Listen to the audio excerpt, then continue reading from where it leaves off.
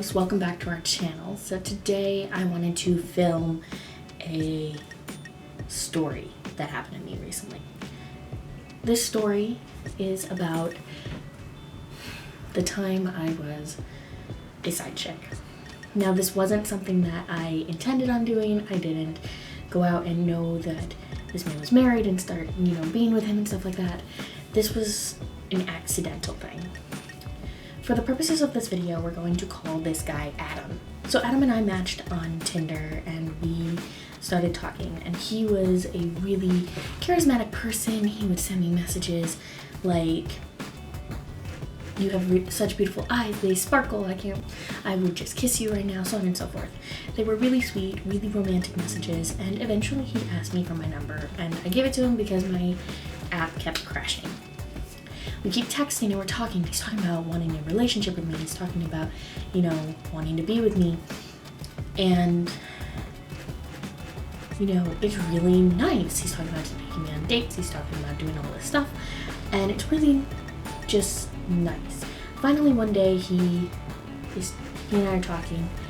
And he's being really weird. And I ask him what's wrong.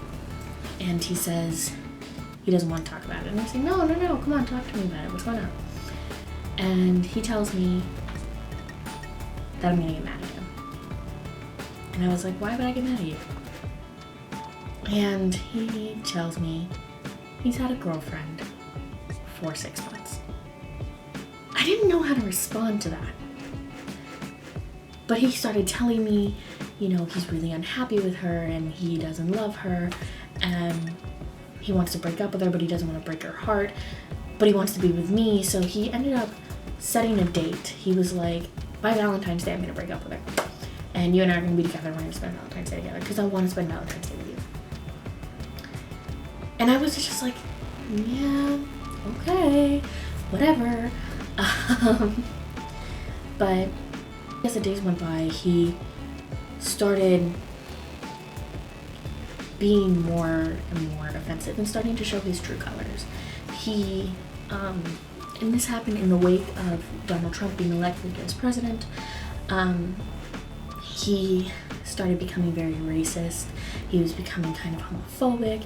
He was talking about, how feminists are not okay, things like that. And I really wasn't tolerating it. I was very much so like, you can't talk like this. Like, if this is who you are, then I don't want to talk to you.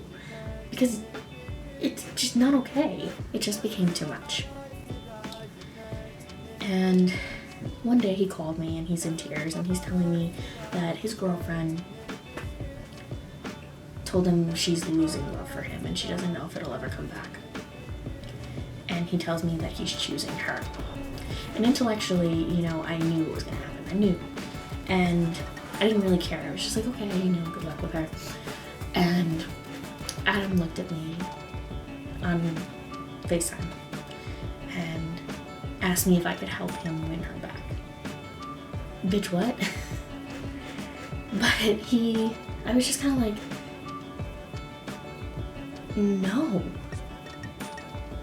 So continuing, he was refusing to tell her about me and him, and because he was worried that it would just make her leave him. And I said, well, if you wait until things have settled down and things are better, and then you tell her, it's just going to be worse and it's going to send you right back to where you were. But he didn't really care, and I stopped answering his texts and stuff like that because I told him, you led me on for months to the point where you literally mentioned me moving into your apartment with you, So it was very odd, and he didn't really have anything to say when I confronted him. So I went out with my friends that night in the city, and I came back, and he called me on my way home.